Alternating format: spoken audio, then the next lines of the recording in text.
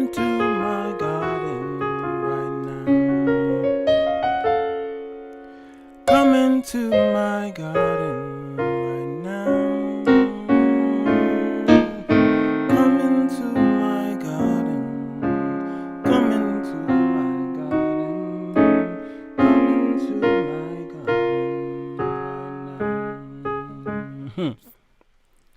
Come into my garden right now. Come into my garden right now. Come into my garden. Come into my garden. Come into my garden right now. Come into my garden right now. Come into my garden right now. Come into my garden. Come into my garden. Come into my garden right now. I don't know why I heard that melody right there. Dealing with today's show. It needs to be real quick so I can give me a late snack. Okay, this has something to do with sex. It's Monday, so we do relationships. But I kept hearing this melody. Come into my garden right now. Come into my garden right now. Come into my garden. Come into my garden. Come into my garden right now. Right now. Right now. Right now. Come into my garden. Come into my garden. Come into my garden. Right now.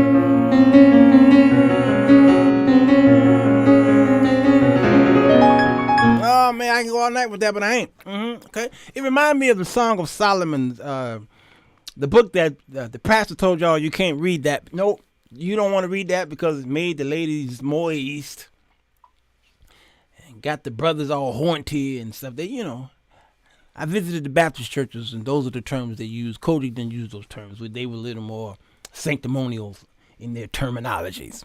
Their phraseologies was a little more. They try to keep it more, scientifical. So they didn't use those words, but I do, because y'all understand it.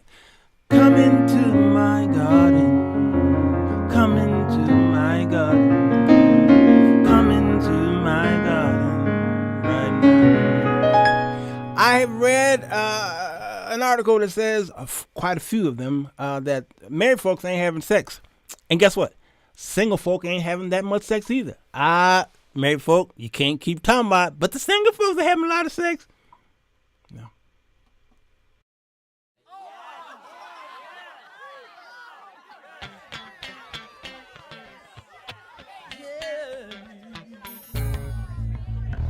Bass.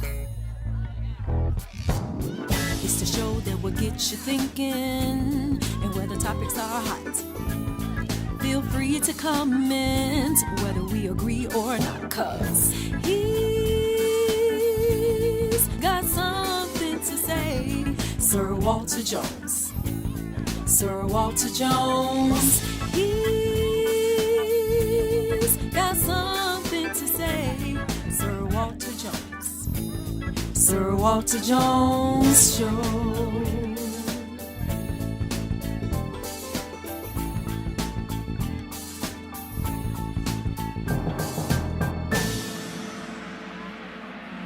Come on in. The water's fine.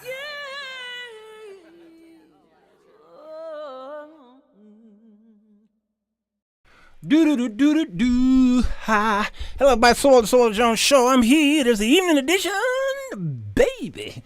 How y'all was? Come on in. It's just a few of y'all right now because I didn't put up an event earlier, so it's just going to be a couple of y'all here, and the rest will come tomorrow or not ever. All right, I want to talk about this because somebody had sent me a question, 2 questions that came in today. I thought they were quite interesting. All right, there's not a lot of sex going on, in your homes, and there must be a reason why. Of course there is. You're not having sex like my parents did. It was 9 popped out.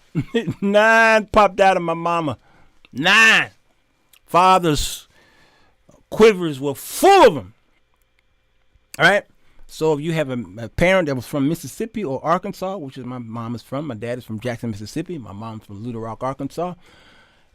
So if you're down in the South and back in the 60s, early 60s, you either obviously was very bored, there was nothing to do, or you just was madly in love with each other, and you just had to do something with your time at night. And so 9 popped out. Now none of us actually was born down south. All of us was born in Chicago, believe it or not. But they had the mentality of the South. Brittany said it was something in the water. You should know. Yeah, popping them babies out of there. All right, so let's talk about this. Monica, you late? Monica, trust me, everybody gonna be late today because they didn't see a thingy, like I said earlier. All right, I was reading this article right here. National survey suggests Americans are having less sex. Here's why, or if it matters to the future. Now, it's very important that they said that part there.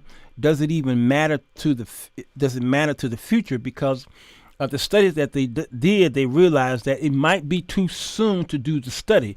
All they know is that a lot of married folks and singles, all right, we're talking about both of them, are not having sex. So, yes, we want to focus on the married folks because them the ones that should be having sex. But there is a trend going on all over the place because there was a distraction. Now, if single folks are not having sex, that's good. The baby rate is dropping. The abortion rate is dropping. Okay, that's all good. But then that poses another problem because then sex in the marriage is very important, and it is a glue, a building structure to keeping marriages. It doesn't keep marriages together, no, but it brings some life to a marriage, and there is some bonding that does happen when two people do have sex in a marriage, okay? And the neurotransmitters do shoot off, the endorphins and the dopamine and all these other words, they pop off, and so it's like a high. And so they look for that high in the marriages, and to some people, sex is the glue that keeps them together. They got nothing else in common, so they just have sex, and that actually keeps them together until they figure out what they're going to do next. If single people are disinterested in having sex, well, first of all, again, that's a good thing. But if they have turned the sex into something that is non-pleasurable, then that could be bad. Even though, now this is something that your pastor will never say because then it seemed like it would inspire them to have sex. But if you're not smart, you won't hear what I'm saying. If they look at sex as being something that they don't ever want to do anymore, that can pose a problem. If they do fall in love and then they get married, or some people don't marry for love, believe it or not, many people don't marry for love. They get married and then sex is not there because what they came into the marriage looking at sex as. All right, y'all like, okay, I still don't get it. Well, there were many couples in whom I've had to counsel who they got married because they decided to wait to have sex. Good. No problem there. They waited to have sex, but she decided that sex was not happening, period. She was not interested in it. All right. She gave the illusion that sex would happen in the marriage, but don't talk about it. Don't bring it up. Let's not discuss it. We'll talk about it when we get married. Singles, let me talk to you for a minute. Again, you won't find this type of talking in a church or a singles event that's sponsored by the church. All right. No, that's why you got to stop making the mothers these old women over the singles ministry at your church. You got to stop doing that. I tell people all the time, talk about sex right before you get married. You want to talk about it. And every angle of sex, you better talk about it. I suggest you do it. Or 6 months down the road or less, you going to face a divorce court judge. You better believe me. You better hear what I'm saying. I'm trying to tell you what I know. You better talk about it. I don't care what kind of sex. Oral sex, anal sex, okay, all kind of sex. Talk about pornography, All that needs to be brought up. You better talk about it. I didn't say perform it. I said you better talk about it. You better talk about it because I've counseled too many couples who went in this thing wrong. All right, they're in a marriage right now, and I've had couples who, a couple women told me that this man, he acted like that he was interested in sex, and so we decided to wait. Again, it's a good thing. All right, but when we got married, because we didn't talk about sex, he did not want to have sex. He looked at me as a trophy wife. He was not interested in sex. So basically what she did was she married a man who was asexual. You understand? He was not interested whatsoever. She could have put porn in his face, nothing. She kept telling me, I take off my clothes in front of him, nothing. I put on sexy lingerie, nothing. All right? I put we read sexy books together, nothing. I said, he asexual. He not in this for that because y'all didn't talk about it. That's the problem in relationships today. Y'all ain't talked about it because the church told you something. All right? They were half right. And the other half, they decided not to deal with it because it was taboo to talk about sex in church. And so y'all got married and you got jacked up in your relationship. And now you're trying to beg God to grant you a divorce to get out of it. Nah, man. Everybody I counsel, I talk about the deepest, darkest subject matter of sex that you don't usually hear talked about from your pastor who's counseling you. Your pastor ain't even having sex with First Lady. So what is it that he can tell you? What can he tell you? What can he tell you? Understand? So when we look at the study here, we're seeing it is a problem because some of y'all are just too deep. Y'all are too holy. All right. So because y'all so holy, you know earthly good. It's not first that is natural. Now the scripture is interpreted wrong usually, but I'm going to bring this into this interpretation because it can be twofold. It still is that which is natural first. All of the Old Testament has a lot to do with the natural dealings that God did with the children of Israel and with the world. The New Testament of grace and Jesus is much of that is spiritual. Us being grafted in, the Jews, all that stuff spiritual. But naturally, man wake up with a natural smell and touch. Okay, he does everything natural when he wake up. All right, because that's the first thing that God sees a natural man. Even his righteousness is that filthy rags. Okay, natural. And y'all go pray later on. Okay, and because God does care about the natural things of man, all right, he cares about what you eat. He cares about what you put in your body, and he cares about how your body is pleasured as well. All right, by your spouse. That's why 1 Corinthians chapter 7 talked about not, what's the word that King James used? He used a word that sounds like you've been robbed, defraud. Do not defraud, y'all. All right, let me put somebody on the time out. The trolls, we ain't seen these trolls in a long time. I was on the show today and the trolls came in selling pornography. Yeah, I see the spam, Dinah. Thank you. I got rid of it. Yeah, I was on the show just a few minutes before. That's why I'm late coming here. And that same person, that's a robot, as y'all know. So yeah, do not defraud. Do not defraud. Right, Dinah. Exactly. That's why I say it's a robot. It's definitely an Autobot, or they knew how to do the whole algorithm thing. Boys, I tell you, if the Saints could only do that too. All right, do not defraud. We did that show yesterday. All right, so I'm not going to go there. But let's look at the thing here. It says a growing share of American adults under age 50 were celibate in 2018. Did y'all see that? Yeah, trolls are AI. Yeah, Johnny, the trolls are AI. Absolutely. It was the Autobots. Let's see here, because they don't show up when I'm talking very spiritual. They don't show up. A growing share of American adults under age 50 were celibate in 2018. Look at that. And compared to national survey findings in previous years, that combined with a long-tail trend of fever teens having sex has created speculation that America is in a sex recession or even a sex depression. So tell Mother Johnson and Mother Mayhigh she ain't got to be talking about that, y'all. You young folks, y'all need to stop having all this sex, and men pull up your boys, pull up your pants, and that old preaching don't work today. Folk ain't doing it as much. But a new analysis for the Institute for the, okay, I'm going to try to get in here.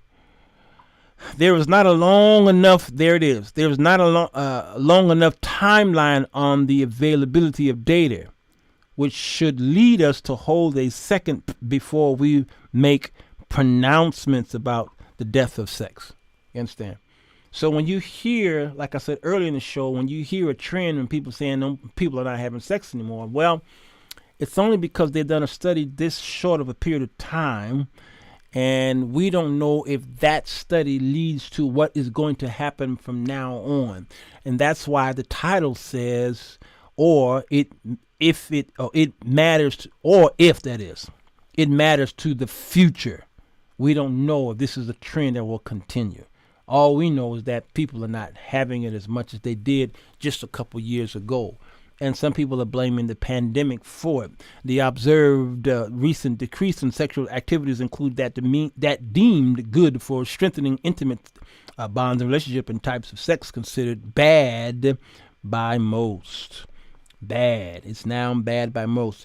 Experts don't worry about sexual inactive teens and universally agree that teen pregnancy can derail young lives, okay, and lead to challenges like higher rates of poverty and less educational attainment. Like I said earlier.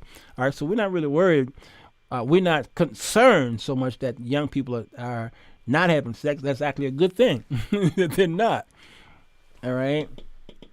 But it is a concern when married folks are not having it, and it is a concern when young folk look at sex in a deplorable way, which will affect them when they get older, and then they want to hook up with someone in marriage. Now we've got another type of problem. All right, it's very shaky to talk about that because it'd be like passing out condoms. It's like, and the problem with that is the excuse of passing out condoms is, well, they're going to get pregnant anyway. They have sex anyway, so we might as well just give them the condoms. It's because we know they're going to have sex anyway. You know what I'm saying? It's like that young lady was passing out cigarettes as she was going around town evangelizing. What's her name? Our dear sister in gospel music. She's passing out cigarettes, so that she's using that as a way to win the saints and win people to the Lord or something. Yeah, so we all are jacked up. But he talks to Leandra Johnson. Most of the existing sexual activities findings rest on data from the General Social Survey. I'm getting to a point here. Family growth, nope. I don't need all of the mumbo jumbo stuff. I'm looking for something here. The term sex recession was coined by Kate Julian in a 2019 article in The Atlantic. The Atlantic sometimes have some really great articles, y'all. I don't always agree with them. But she wrote that a number of studies found American teens and young adults were having less sex. Among experts she cited was this person here, Twinge. All right. Twinge reported that only early 20-somethings are 2.5 times as likely to abstain from sex as my generation. Ain't that something? Those now in their 40s and to 50s were when they were the same age. About 2/3 of this decline is attributed to the waning probability of being married or cohabitation, y'all. Look at here. Look at here. The other third is a decline in how often married couples get it on. A downturn with a few apparent causes. It cannot be explained. Can't be explained by hours spending at work or pornography. Consummation findings he wrote about earlier. It's time Thank you. Okay, so he offers two celibacy options. All right. Data on intimate sex, same-sex encounters are limited. All right, so that's not based on this show here. It gives a national survey. Yeah, this is interesting. It does define what is considered sex. Okay. While it is not clear if the apparent decrease in sexual activity is a trend, Wolfinger said some facts about sexual activity are certain, including that teenagers have been having less sex for years. Both teen pregnancies and unwanted pregnancies overall are down. Statistics that don't result from abortion, which is at a 40-year low, according to a recent updated fact sheet from the Guttmacher Institute. Y'all seen this?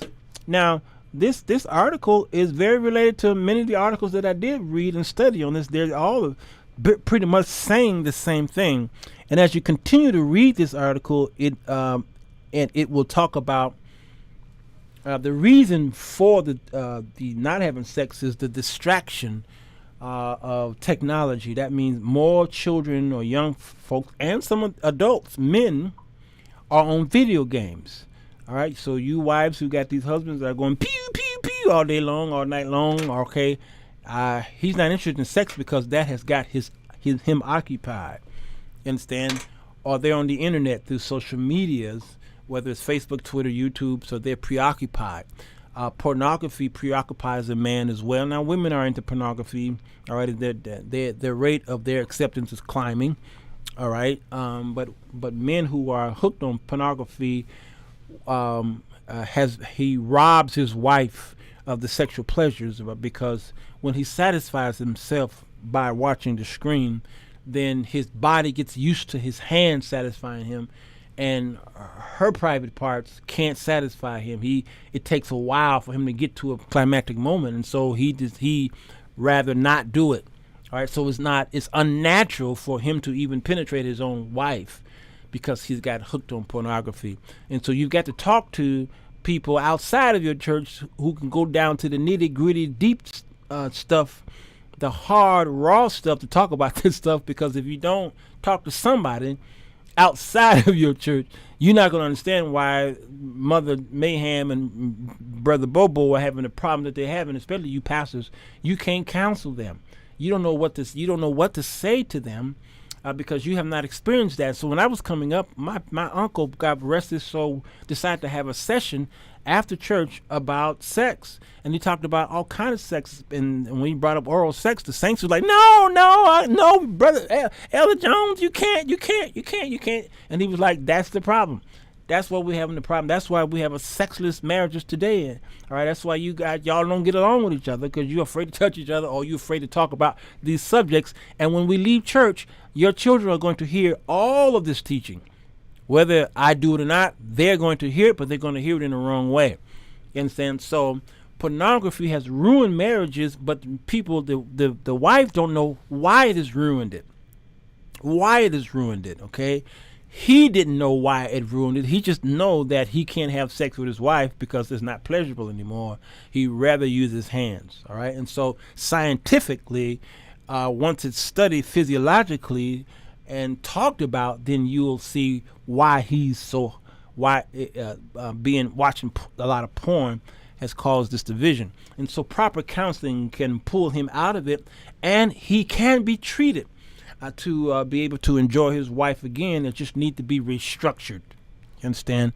That's pretty much needs to happen, restructured. But a man is not going to talk about it. That's where the other problem is. Okay? All right, so someone gave me a question here that I can bring up, and hopefully I'll be another 5 minutes and shut it down so y'all can go and make love to your husbands. Okay? I don't know, maybe you might not want to after this. Question came in today, says if some chick is calling a woman's husband, this had to have been from a woman. If some chick is calling a woman's husband just about every day, the chick knows he's married.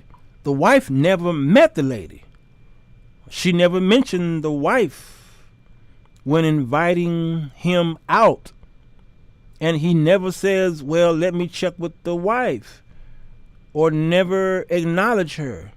She expressed to him that it makes her uncomfortable. What should the husband do in this situation? Well, that's a great question. I see a couple problems here.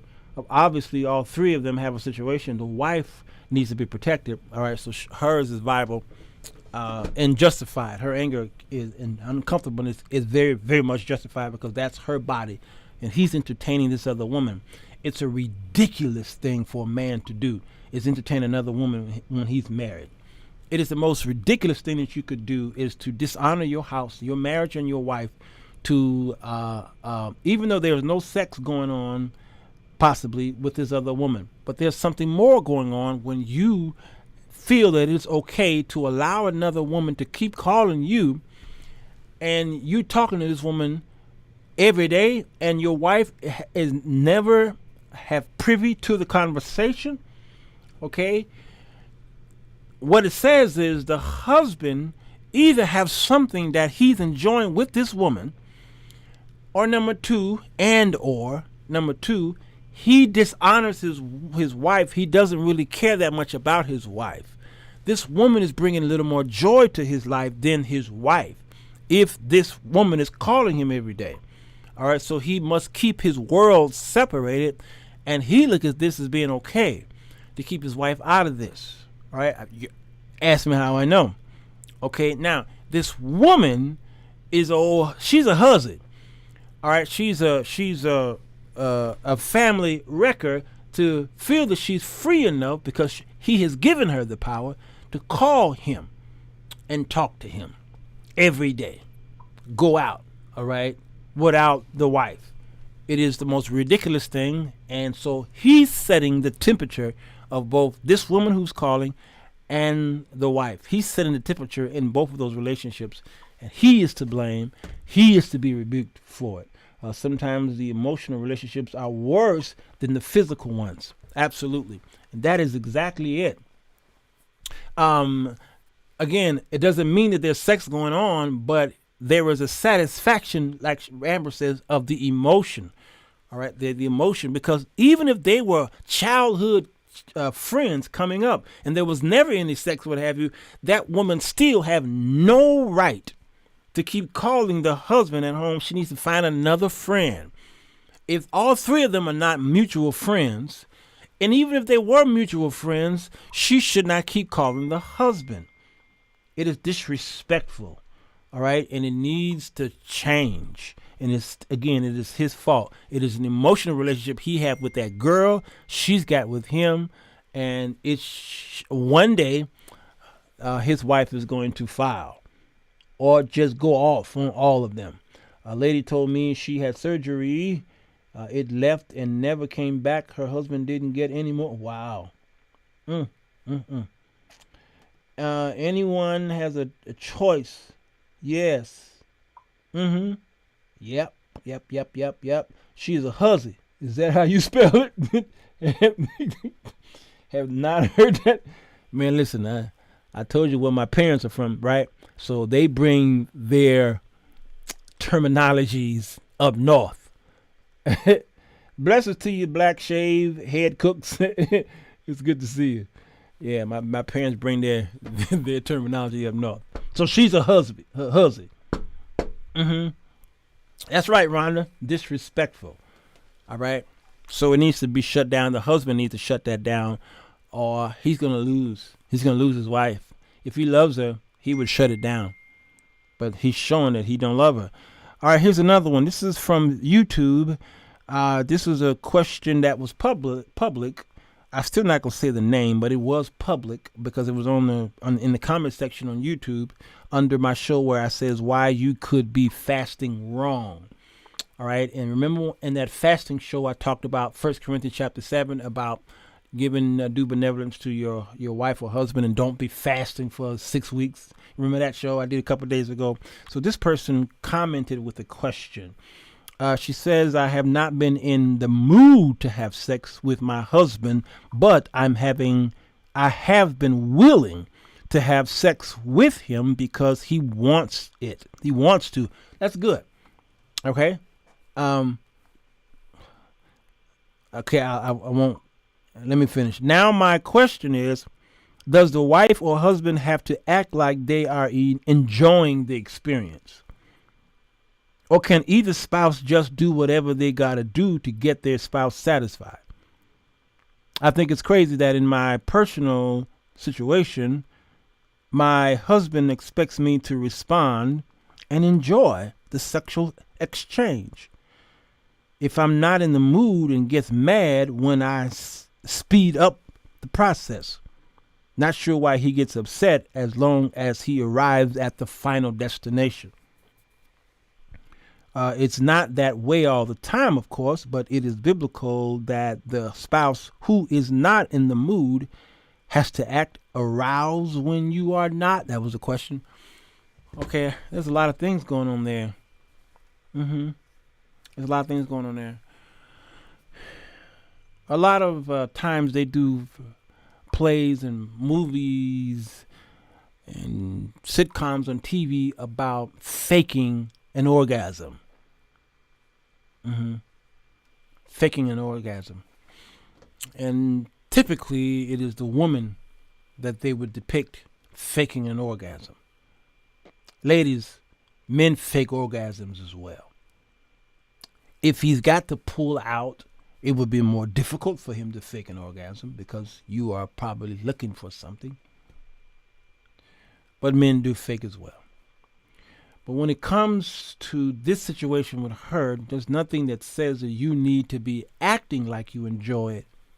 But what husband want to have sex with his wife and she don't at least act like she's enjoying it?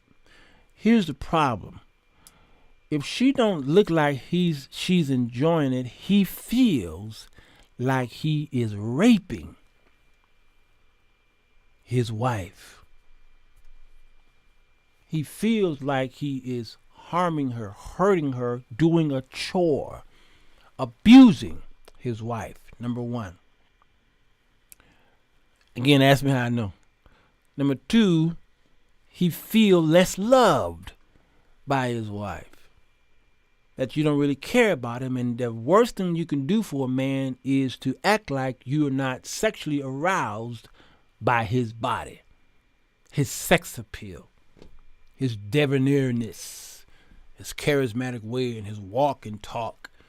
When you showing him that you're not interested in him, especially sexually, which is where the king rises, is when it comes to sex. That's when your king really shows out during the act of sex, and then you try to dethrone him during that act. You're doing a harm to his ego. His ego. This is true. Joy agrees. All right. If Joy agrees, I'm doing good. It messes with his ego. So, my sister, you are in a quagmire here, because to tell you to act like you enjoy it would be saying, to tell you to, all right, action. Now fake it till you make it. Well, you may have to. But if you all are not talking about it, like I'm talking like getting some counseling, this is going to continue, because I'm not sure how old you are. And women, at the older they do get, they usually do go into their sexual prime the older they get, yes. But in some cases, that doesn't happen. They lose that libido, that desire for sex again. I swear to tell the whole truth, nothing but the truth, so help me God, okay? Once they lose that, he don't want to cheat on you. A good man don't want to cheat on you, so he wants to enjoy his own wife. His wife is not interested in having sex. Now we've got a problem. This is why everybody shouldn't get married. You really shouldn't. Everybody should not get married. But because you are, now you got to find ways, because your question had something to do with finding ways to satisfy your husband. You got to find ways to satisfy him.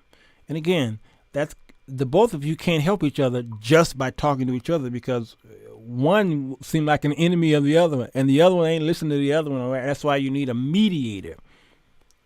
counseling is some of the best things that you could do in life is get counseling on that, because a good counselor who understands this could help y'all with some things that you never thought about doing. All right, so to cap this up, don't fake it, because a lot of guys will know that you're faking it. All right, if he's that connected with you, some guys will know you're faking it, and he'll be like, okay, you know what, too much, tone that down a little bit.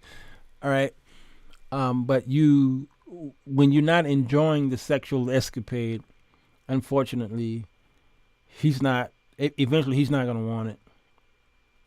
Number 2, he's going to feel that you don't love him anymore. You're not attracted to him anymore. Number 3, he could possibly then go out and get it somewhere else. I'm not saying that your husband will do that, but what's going to happen, and what's probably happening right now, is when a man is having sex with his wife and it's just a chore, he not thinking about you during sex.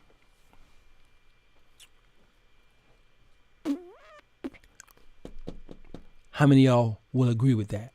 He not thinking about you during sex.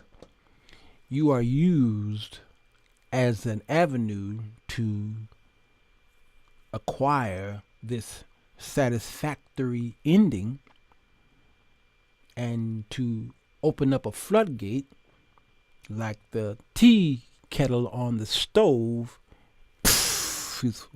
He's waiting for that to happen.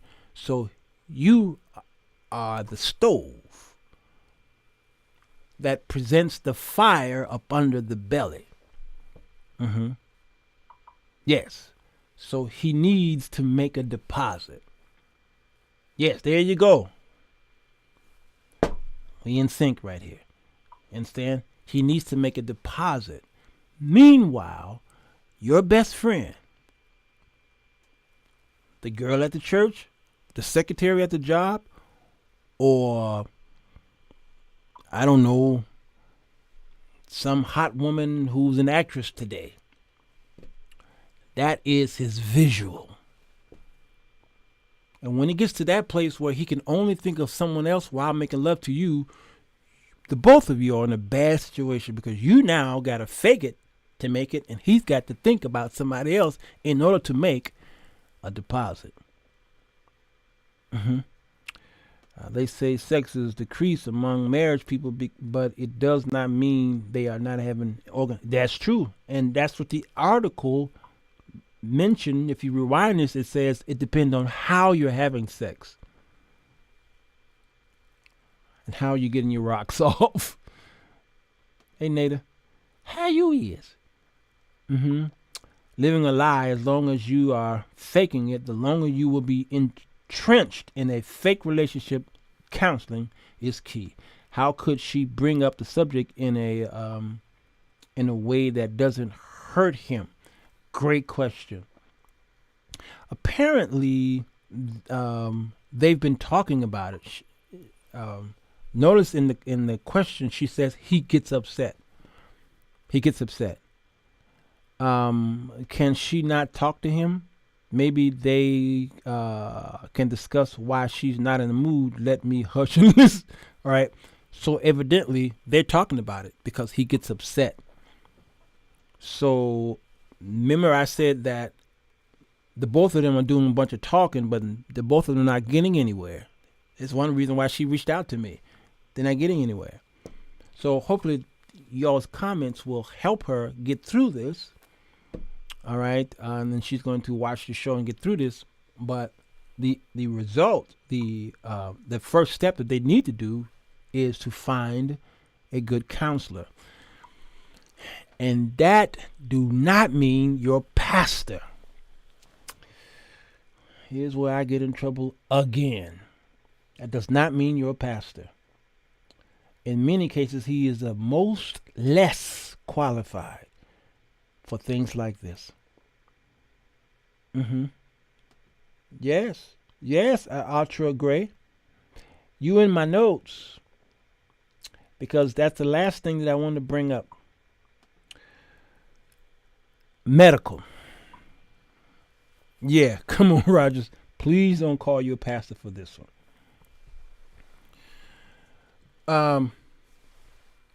I've been married 2 times, so y'all never know who I'm talking about, so I can talk about this stuff. One of my wives had a medical issue. All right? Had a medical issue. So not being able to have sex with my wife, it was absolutely frustrating. But what I had to do is shift into a godly man and understand that this woman, that's my body, and I must make sure that I protect her body by making sure I am tender with her, number one, and number two, make sure we get her the medical assistance that she need, because why is sex painful for her? All right? And so once we sought medical help, then she got the help that she needed. Now, of course, sex had to be shut down for at least 8-9 weeks because, surgery had to happen. And then recovery had to happen and things like that. But we found that there was a problem and we were able to fix the problem. You understand? So there could be something going on in your body, young lady who I'm talking to, that you may not know now. But you started off by saying that you're not in the mood. Well, physiologically, or that which is inside can cause a mental distraught, or your libido, your interest to have sex to wane. Because again, that was my wife's problem. She didn't know what was going on. But then it affected her mentally because she was not in the mood. I'm not in the mood. Why are you not in the mood? I don't know why I'm not in the mood. We found out that thing that she had caused her not to be interested in it. You understand? Some of the issues are derived from how it starts. Some sex starts hot and heavy when they were dating. Yep. Then once married, all the things you did, you don't do it. That's true. That is so true. Some men age and don't realize they're not good anymore. What say you? Some men age? Yeah, well, I don't know what you mean by good anymore. All men age, not some. And the older men get, of course, they slip into that world of low testosterone, and some become impotent. Some are having issues of erection and what have you. So yeah, that does happen. And the medical industry or the pharmaceutical industry has made a lot of money by fixing that man's problem, at least attempting to fix that man's problem, with medicines and supplements, stuff like that. So all of this needs to be talked out, though, because just assuming that this is happening is not helping anyone. It needs to be talked out. It's a very difficult thing. It can be very difficult. And make sure hygiene is right. Yes, ladies, stay fresh. Keep that breath right. Come on, Dinah. I got to get you and Joe on this show. Y'all can help a whole lots of folks. But if your eyes are bad, your whole body will be in darkness. Come on, Johnny. It could also be hormonal for her. Yes. Some women have low testosterone. Yes, testosterone. That's right. That affects her libido and arousal. Yes. Yes. My ex-wife, was all hormonal. All right. I'm not telling y'all everything because I like to protect them. And so it was all hormonal. What if the pastor has a degree in family and marital counseling? I'm planning on going back to school to get another degree. Yes, right. And so, good. Good. All right.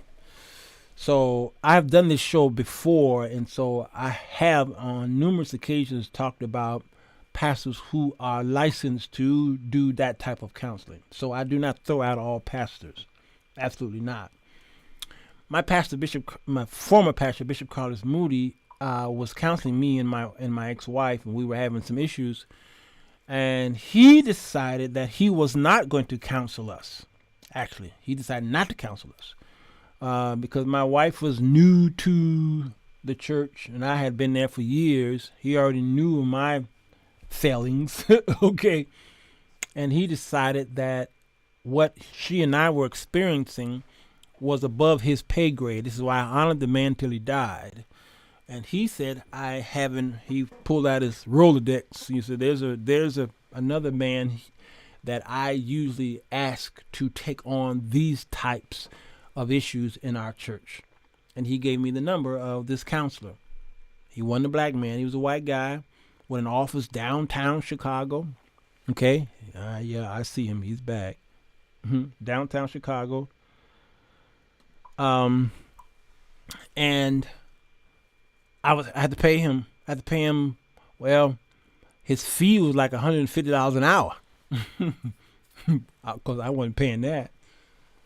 And he had all the degrees on the wall, and he was a Christian counselor. He was a pastor. So Jerome, my pastor, sent me to another pastor. But this pastor who counseled me and my wife was a marital counselor who had all the paperwork. The wall was full of paperwork. Okay. So when I say this may not require a pastor, there's too many pastors who feel that they are the best counselors in the world. All right. And you have to be careful. Why you should enjoy the journey to love. There's a show right there. There's a show right there. All right. My former pastor, a few pastors back, because I had at least 7 of them. A few pastors back, he claimed that he was the best marriage counselor in the church, meaning the denomination. He bragged on that a lot. But as I looked into his family, I'm talking about like his children, all his children were either separated or divorced, and his entire missionary department and mother's board were either separated, had their husbands, they were separated from their husbands, or divorced, or had all kind of serious problems. And I wanted to say it so bad, but it was many years ago, and I was just too young to rebuke. I looked around. I says, "How could you possibly say you're the greatest counselor? And your church is full of single folks who used to be married, or they got an unsaved husband at home who can't stand her because she at church listening to you." Oh man, so I want to say more about that, but I can't, because if I do, I'm going to do too much exposing because what happened to me in my marriage because of him. All right, so we have to really be careful on bringing our pastors in to these kind of situations. All right, Misha, I remember the song. I bet your pardon. I never promised. Oh, woo, that's a good one. I never promised you a rose garden. Yeah, y'all bringing some old ones there. All right. So that's all I had for the day. I said I was going to go another 5 minutes. I wound up going another almost 30. But I just thought I'd bring that up to you all today. I think it's important that we who are believers have a very healthy sexual life in our marriages. You really want it to be. Now, there are some people who are married who don't require sex. That's their choice. There's nothing that says you have to have sex. If you both agree that that's not where we want to go, man, y'all, some of the greatest marriages are the sexless marriages. Now, you can count on one hand possibly who they are. But outside of that, normally that's not the case. So sex should be a major part of your relationship. Major. You find a lot about couples when they're not having it. Man, you find out a lot about that, all right? So again, this article was not necessarily meaning that it's going to be a trend for years to come, but they are keeping a close eye on it, and people are not having sex today. And so I will adjure you who are married, please, do benevolence. DODUE benevolence, okay? with your spouse, and I'm praying that you all enjoy it and not look at it as a chore. I know sometimes you may have to please your husband. It goes both ways. I'm using him as an excuse. Wives, sometimes you may have to enjoy your husband even though you don't want to. You should want to please your husband when he wants it. But husbands, you can't force your wife to have sex with you when she tells you, I'm not in the mood. I don't want to touch my wife. If she's not in the mood, I don't want it. But what I did try to do is get her in the mood. All right. So I tried to set the pace, set the room, do stuff subtly, and then she got into the mood. All right. But if she's not in the mood and you don't see her moving, you might want to. I don't know if cold showers don't work for black people. It only work for white folks. All right. You might want to read the Bible because it's gonna put you to sleep. You understand? I seriously think that the devil look at y'all reading the Bible and he put some pixie dust or whatever they call it, dust, in the Sandman, and y'all go to sleep. Okay, read the scriptures or watch some television boring show that you can go to sleep, or go walking or running or work out. No, don't work out because you might get horny. Some people get horny when they work out. All right, do something. Allow your wife to rest. She can't tell you no every night. That's not godly. It's Monday. You're horny. She's not. She's just tired. Give your wife sweet rest. She's going to thank you for doing that. She's going to be benevolent and returning the favor the next night. It might take 2 nights. It might take her 2 nights to rest. But give her that. A good woman, a really good woman who's in tune with her husband, will thank you and reward you greatly, greatly, for allowing her to rest. And that next moment, brother, take your Wheaties. You're going to need it. You're going to need it. Why do some women fear sex as soon as they become wives or mothers? It's like they are scared. Yeah, well, I don't know. And I think it has, we kind of talked about that. Remember, I don't know, you might have just came in here, but I talked about the discussion of sex is not happening before marriage. That's where the fear is. You're not talking about it before marriage. All right. Everything has to be in mutual consent, though. Yeah. But even if she don't feel like it, she will consent to agree to it. You see what I did, Faith? She can consent to agree to do it even though she's not in the mood, because she wants to please her husband. So if she wants to do it, let her do it. But he also should be as considerate as possible and say, you know, babe, I'm going to let you rest tonight because I don't want to feel like I'm forcing you to do something you don't want to do. I'm your husband. We ain't going nowhere. I'll find something else so I could pie my time for Monday, but tomorrow or maybe Wednesday you'll be ready. Unfortunately, we're getting bad advice from the pulpit, from the pastor and Mother Johnson. I keep saying Mother Johnson. I love Mother Johnson. So I gotta find out Mother Jones. You cannot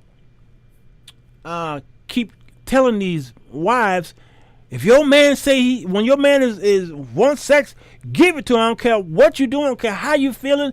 I don't care if you're tired and exhausted. Give it to him. That's bad advice. I'm sorry, y'all. That's not good advice.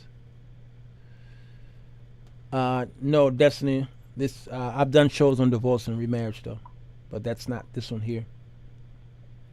What was you saying?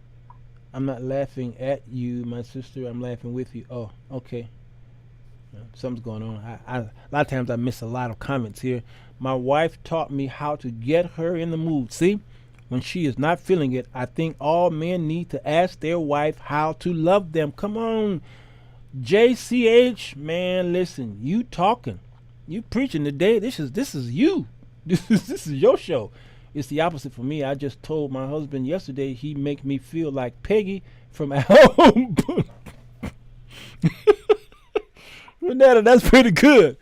Peggy Peggy always wanted some. But Al Bundy was like, no, Peg, Peg, I can't. And some of y'all are the Mrs. Roper from the Ropers. Mrs. Roper wanted sex so bad.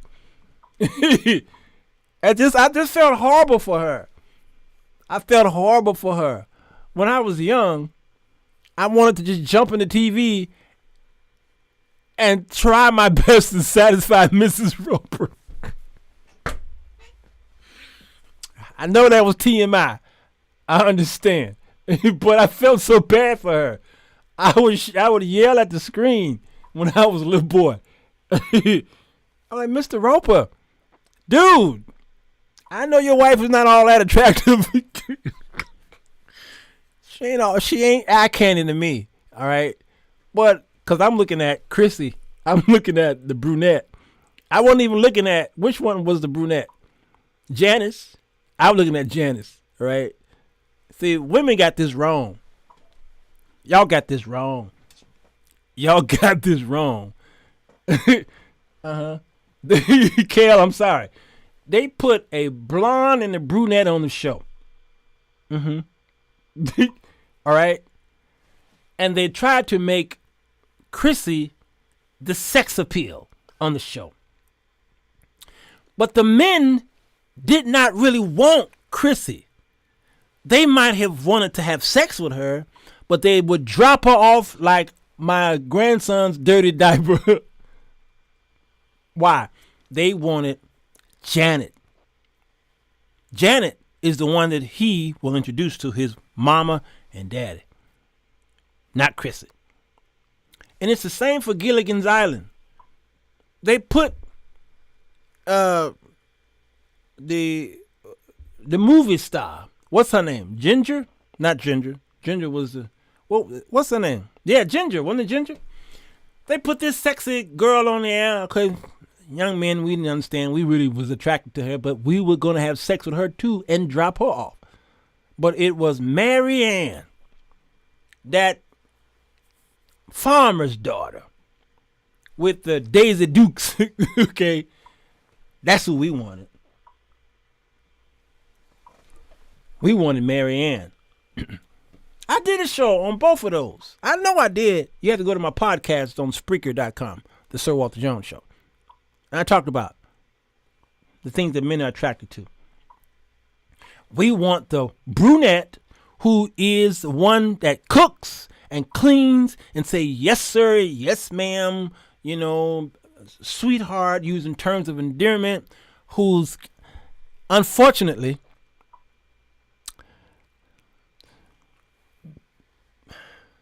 kind of dinky because both of the girls were kind of dinky. All right, they were kind of dinky, but the blonde was more dinky because they call them dumb blondes. I never call anyone that. But the brunette, you could tell, was missing some education, but she was the perfect wife for him. You understand? Johnny, Ellie Mae.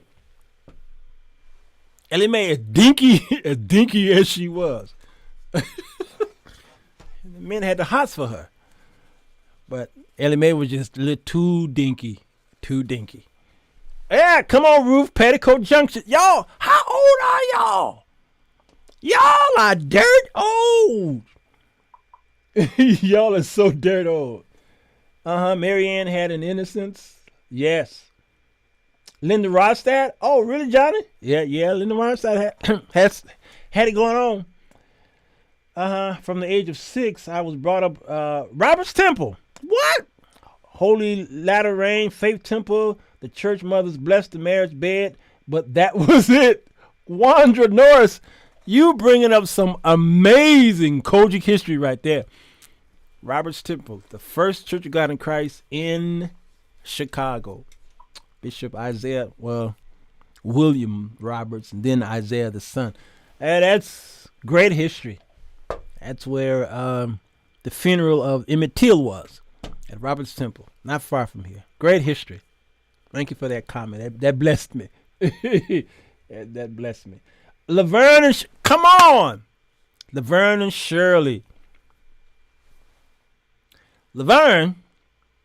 I'm sorry. Schlemiel. Something incorporated. I never knew what they were saying in the song. But it was that Shirley. Listen. Shirley was our girl. And we wanted the brothers in the blaxploitation movies. Colette, you tell your age. You shouldn't have commented. You tell your age. But why settle for someone you're not physically attracted to? Good.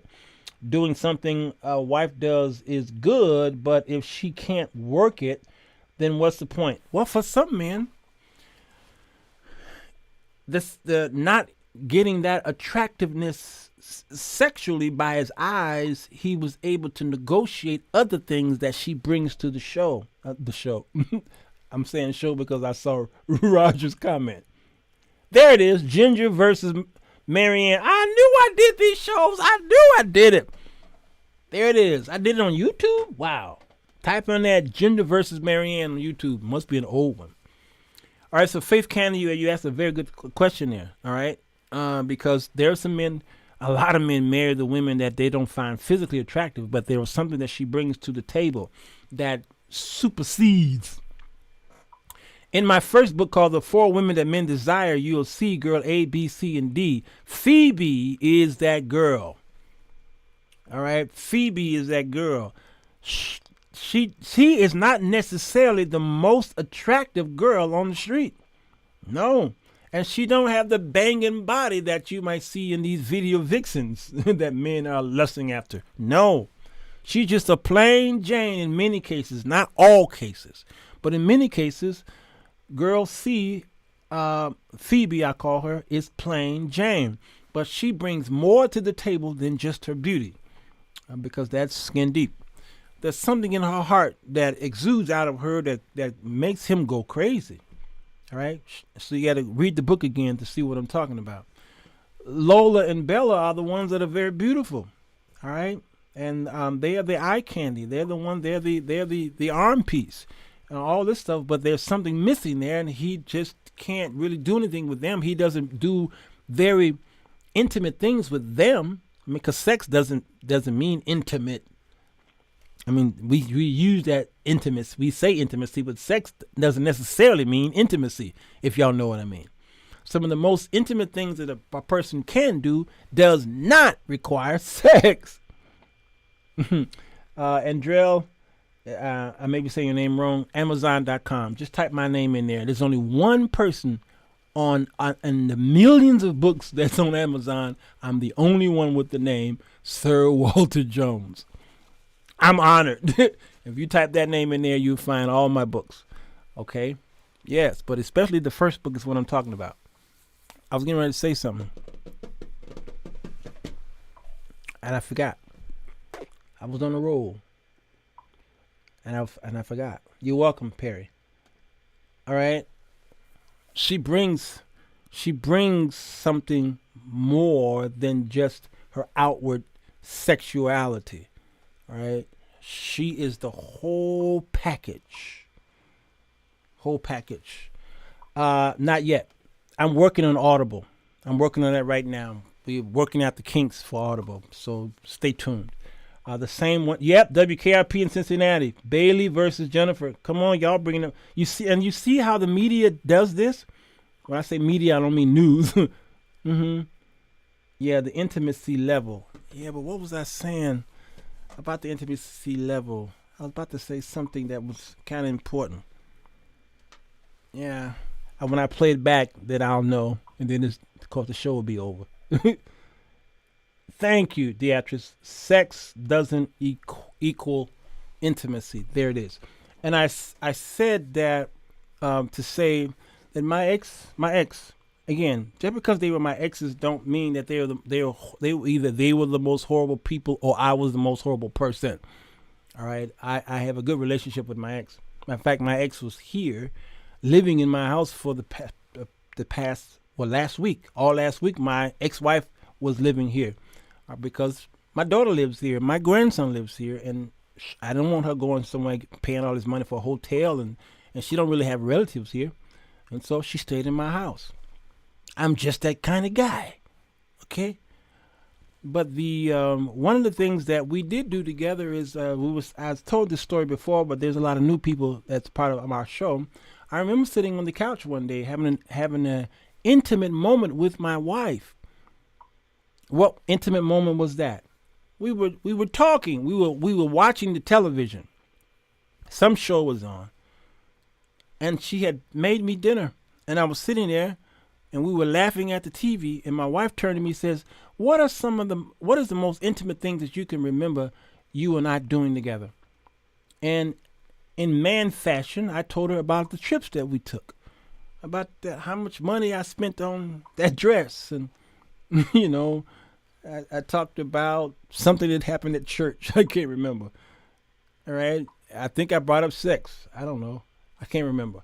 It was a lot of worldly type things, if you know what I mean by worldly things that I had to pay for.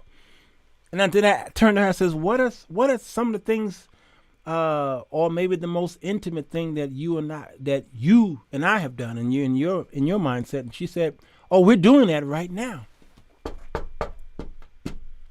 I wanted to faint when she said it. I was like, wow, you got me. She said, oh, we're doing that right now. She said, this is the most intimate thing we've done. I said, what? She said, yeah.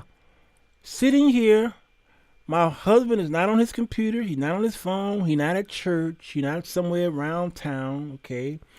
He is sitting on the couch with me, watching TV. I'm feeding him, and we're having a wonderful conversation. She said, this right here is the most intimate thing we've done in a long time. I felt this low. Do you understand what I'm saying? So men think that having sex with you is the most intimacy to you, and it is not. Men need a better education on what satisfies a woman's time, her day, her week, her month, or her life. It's not because he touched her. Men, you know, we talk and we brag about how big we are and how long we can have sex and foreplay, and we talk about all of the physical things to her, and she's like, okay, all right, all right, come on, big boy, come on, papa, come on, daddy, all right. She's doing all that stuff, but she don't really mean that. The average woman don't really mean that. She's just doing that to allow you to do the, she's just helping you pound on your chest. But when the sex is over, the intimacy starts with her. And where is that? She gonna want to cuddle. She gonna want to cuddle. And she's gonna want to talk. Brother. That's where the intimacy with her kicks in. She'll give you her body just as long as she can get to that place where she could cuddle with her man and talk.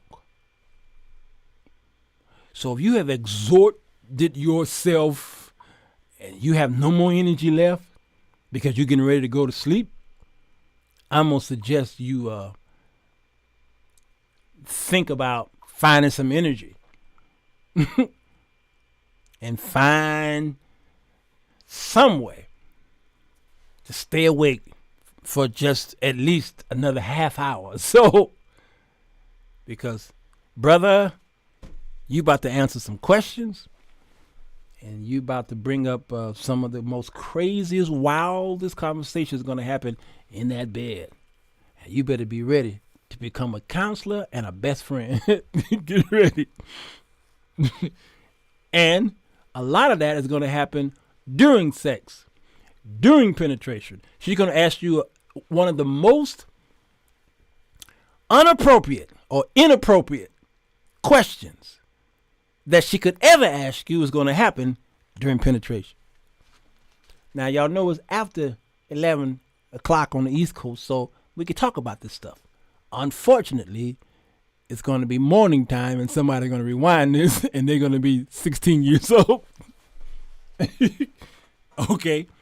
So she's going to bring up some of the bedroom is the boardroom. You have to understand that, brothers. The bedroom is the boardroom for the woman.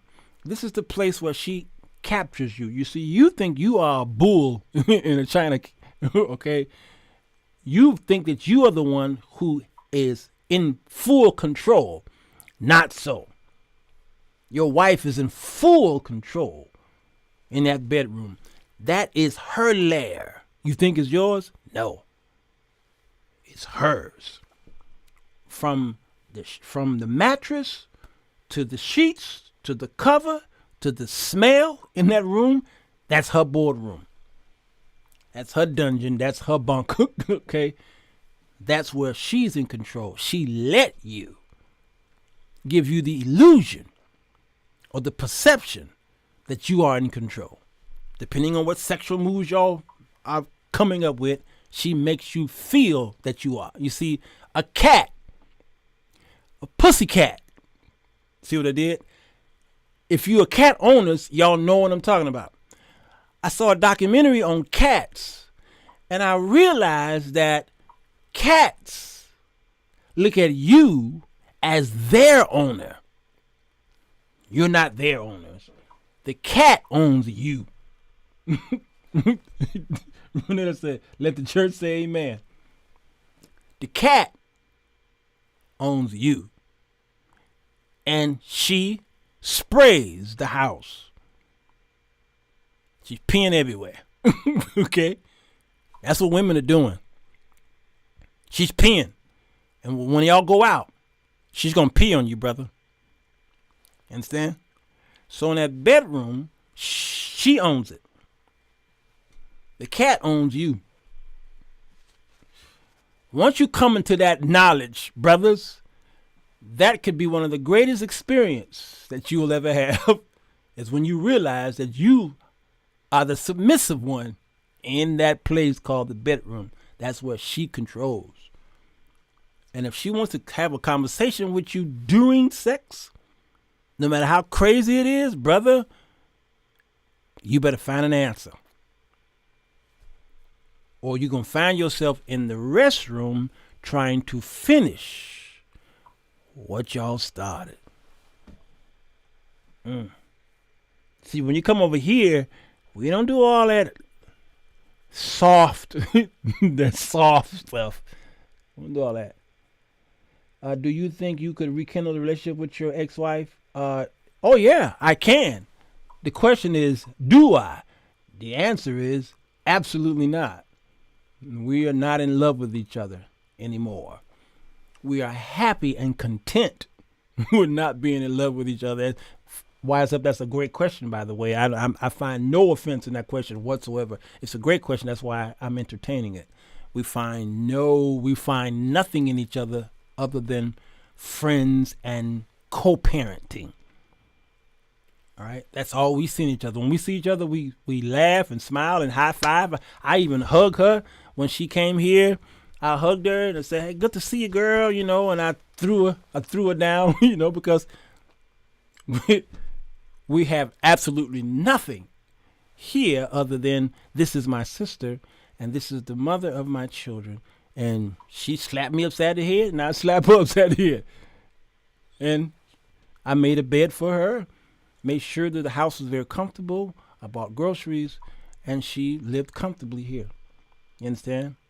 And there was no her sneaking in my room and I didn't sneak in her room. Absolutely not. And my children, they're used to it. Absolutely. And I'm free, free to date. Well, I don't date, but as it pertains to my ex-wife, yeah, that's years of divorce. You understand? All right. Blessing to you, Renetta. 1 Corinthians chapter 6, spiritually connected. Forever. There you go. Yeah. Yeah. Misha said she wants you back. Yeah, okay. Yeah. I like, we get a lot of that. We laugh at it when we hear it. The saints just want us back together, and for years. We got divorced in 1999, y'all. Trust me. Ain't nothing happening. And we laugh at y'all with your comments. Both of us laugh at y'all. Yes. Come on, Yolanda. See, she agrees with me. how did you get this kind of wisdom? You have me scratching my head again. Where did I get this wisdom from? I got it from experience. Experience is the greatest teacher there is. And then I got it from the Holy Spirit, who told me, listen, I'm about to help you. I'm about to pour down on you something that's going to help a lot of people around the world, because I got to work for you. So I'm going to give you this type of wisdom. I was about 13, 14 years old when I asked God for wisdom of Solomon. Of course, I knew I wasn't going to get that kind of wisdom, but I was reading his story on the back porch on the west side of Chicago. My mother, I'll never forget that moment. I was on the back porch. At that time, was it enclosed? No, it wasn't an enclosed back porch. We used to have an enclosed back porch. Then my daddy opened the back porch. And my mother loved Pepsi Cola, Royal Cola. And she drank it in a bottle. And she would wear her little 70s gauchos and the back outs and cute little elephant pants, you know. Sometimes she had them stack shoes. My mama, you know, she was cool.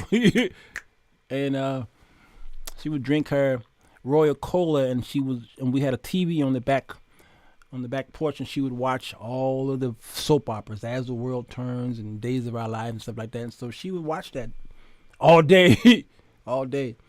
And I remember being on the back porch, and I saw the Bible sitting on there, and I started reading it. And I stumbled upon the story, the conversation between God and Solomon. And I was blown away. And I said, God, I want that. I don't need all these riches either. I don't need all this money. 13, 14, what are you?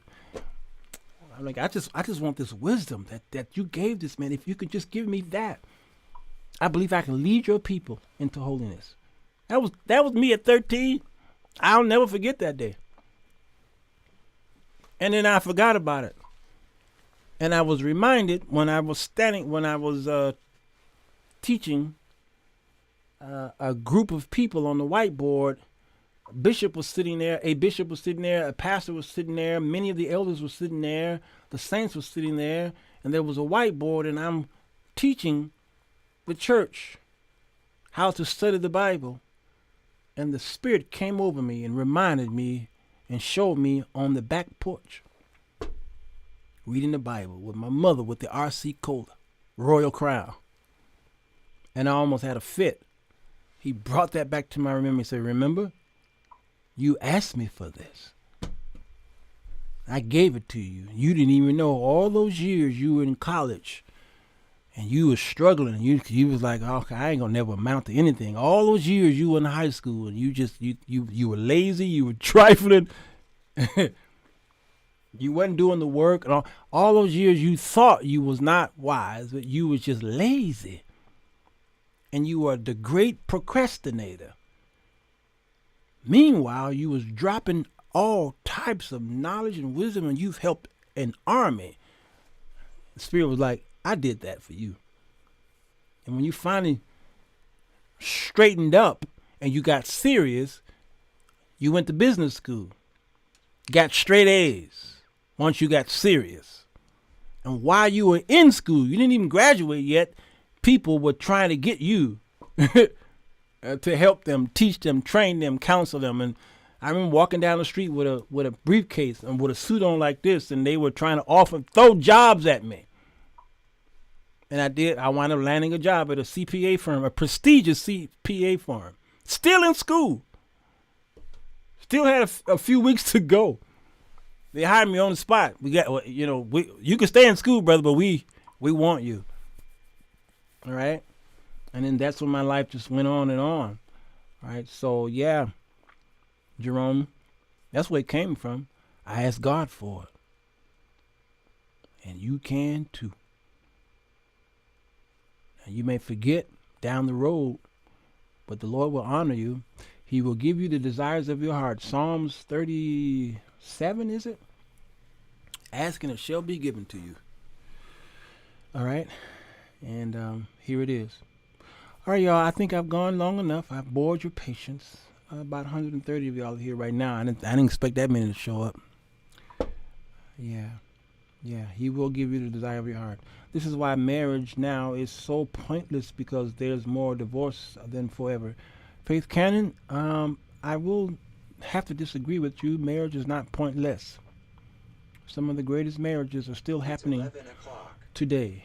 My mother and father were married for 60 years. Happy. I saw more happy than not happy in my family. My uncles, happy. My pastor, Bishop Moody, and wife, happy till he died. I just saw a lot of happy marriages. And now I'm seeing it again through some of the couples that I talk to. They are very happy, and they're in their 20s. So, because I know you're talking about back then, but I'm talking about right now. I see a lot of happy folks. Yeah, I see a lot of marriages that are really horrible, and they need to break up. But guess what? I'm seeing a lot of happy marriages. Hey, Jerome, are you still here? Jerome Harrod, you still here? You married, right? Jerome Harrod is a young man. Hey, Dinah, you married, right? Mm-hmm. Yeah, come on. Yeah, you see what I'm saying? Oh, they here. And their Dinah's husband is right there in the room listening to me. Jerome's wife is in the house listening to me. Okay. I've got look at this, Renetta, okay? So y'all can't be saying that marriage is useless. These marriages are working. This man's been married for 33 years. And every time he talk about his wife, he never talk about his wife in a negative sense. Neither do Dinah. They never talk about their wives or her husband in a negative sense. Every time they mention their spouses, it's always encouraging. Every time. How many of y'all are part of the Bunker family know Jerome Harrod has been on this been in the comment section for a long time with us? And every time he mentions his wife, it's bliss.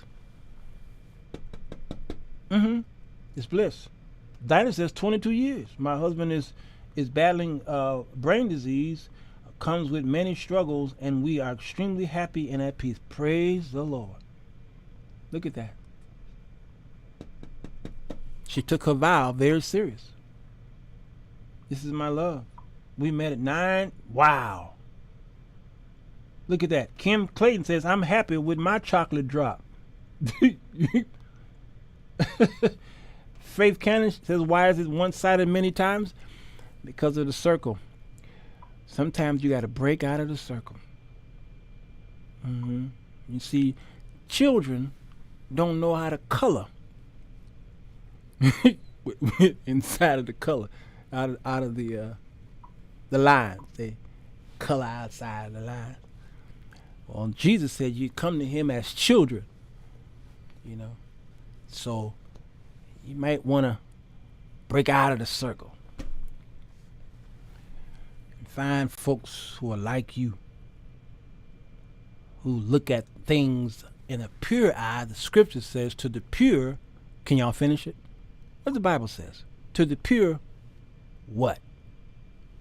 And once you look through the hourglass that way, I think our world will be a better place. God, I thank you for your presence. I thank you for the people who are here. They came here to hear something, and I hope I gave them that something. I pray for marriages successful marriages, that they give each other due benevolence, that they fix what is ever broken, encourage them to get counseling, and take you with them to counseling. Help them. Anybody, all of the people who are struggling in their marriages and relationships, help them. Please, God, help them. We just want them to survive. Thank you for your counseling. Me. We love you with an everlasting love. In Jesus' name, amen. Oh, Jeffrey, blessings to you. How do you overcome insecurities in a marriage? Counseling. People, you got to stop doing this stuff by yourself. Just because there's another person in your life, you're no more twain. You're not co-mingling. You're one. One. What God has put together, let no man put asunder. He made you one flesh. He made you one flesh. You understand? So, because of that, when she talking and you talking, it's like you're both talking at the same time. That's why mediators make great bedfellows. All right? They can help you with your insecurities and doubts on why I'm even in this. But now that you're in this, get someone to help you see something that you never saw before. When I got counseling when me and my wife got counseling, I saw stuff I had never seen before, not in her. I saw what I never saw in me. When Noel Jones went counseling, when he was walking down the street and his girlfriend, what's her name? She was excited that he went to counseling, but she was a little perturbed because he said, when she asked him, what did the counselor say about us? And he said, no, I didn't go there for us. I went there for me. You understand? So when you go to counseling, don't go there to try to fix your spouse. Thank you, Melody. Her name is Loretta. Stop going to counseling trying to fix somebody else. You playing a game. And that's one reason why counseling didn't work effectively with me and my exes, because my wife went there to fix me.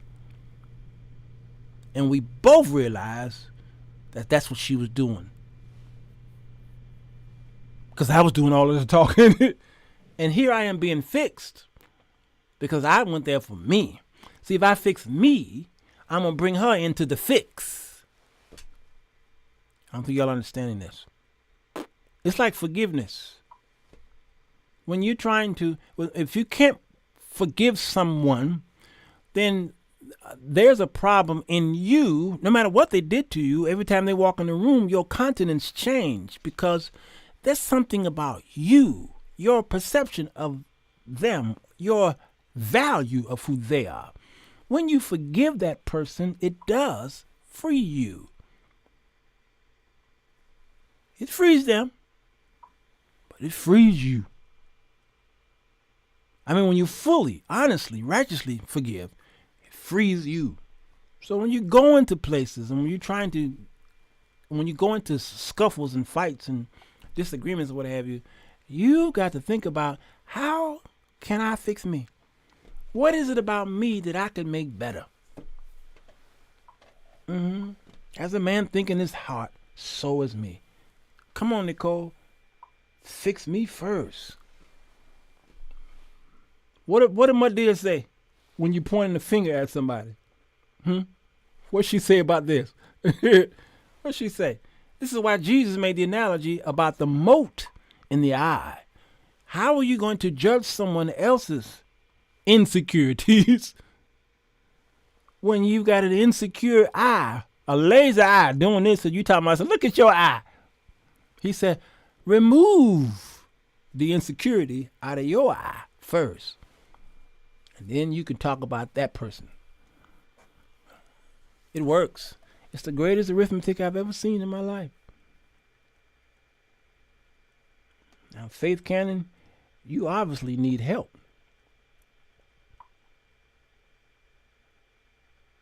You obviously need help. Based off of your comments. And you're toiling through the comments. And you're dividing wise counsel, the counsel of my words. The way I present this beautiful hot apple pie, and you take your thumb and you stick it in there. The people at the table don't want to eat from the pie because your nasty thumb went into that pie and you just Tom Thumb. So that means there's something going on with you. And maybe you need to reevaluate the windows to your soul. Because your perception is clouded. what did you say? You said a lot that juxtapose the breakthrough that the people are going through tonight. You understand? So sometimes when you're in a room with people getting the breakthrough and you ain't got yours yet, it's best to sit in the back of the class and let the people get a breakthrough. I hated math. I hated algebra. I was the dumbest one in the room. Everybody was raising their hand and going to the chalkboard and giving their answers. And I'm sitting almost in the front, and I had to go sit in the back and wait till after class to talk to the math teacher. I wasn't getting it. Class was, the teacher was. Wasn't nothing wrong with the class. Something was wrong with me. You understand? So I'm entertaining you right now because, you actually part of the Bunker family. You part of the Bunker family. So I'm entertaining you because you've been coming here a long time. But every leader must sometimes take out the time for that one student who just ain't getting it. So he needs to be put up and made example of because, okay, you're not getting it. Let me tell you why you're not getting it. Here's why. So I took out this time to show the class and this may be why you're not getting it.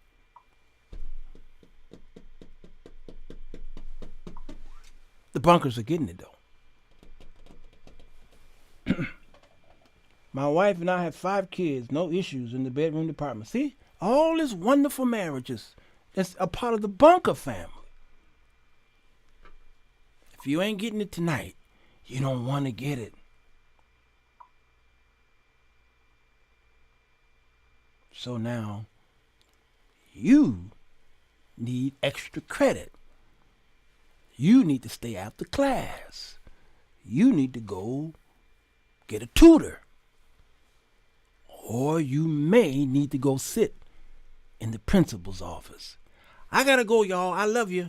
Go to YouTube and subscribe and hit the bell notification. And you'll see all of the shows that pop up on your phone. You understand? Take care of yourselves and one another. I appreciate you. And I'll be back again to see what else y'all got to say. When I will bring... Oh, yeah. I do that when it's warmer. I don't do that in the wintertime. But when it gets warm, hopefully May, April, after April, Chicago takes a long time to get warm. I'll be back out there. All right, y'all. I love you. I'll see y'all later, okay? You missed the whole show, Avis? Go stand in the corner right now. Go stand in the corner. Amen. Garrico, blessings to you. So good to see you. Always good to see you. Peace be with you. And all of you. Let's say goodbye now. Bye-bye. Bye-bye. Well, goodbye. Goodbye. Goodbye. Goodbye. Enjoy yourself. Bye. Goodbye. Goodbye. Goodbye. Goodbye. Goodbye. Goodbye. Goodbye. Goodbye. Bye. Well, goodbye. Goodbye. Goodbye.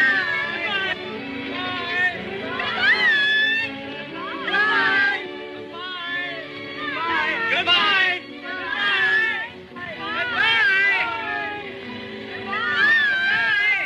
Goodbye. Fellas, does it seem like you can't get a good woman? Ladies, wonder why you can't keep a man? Then read The 4 Women That Men Desire, Volume 1, by Sirwalterj to figure out how to break the cycle. Go to Amazon.com to get your copy today.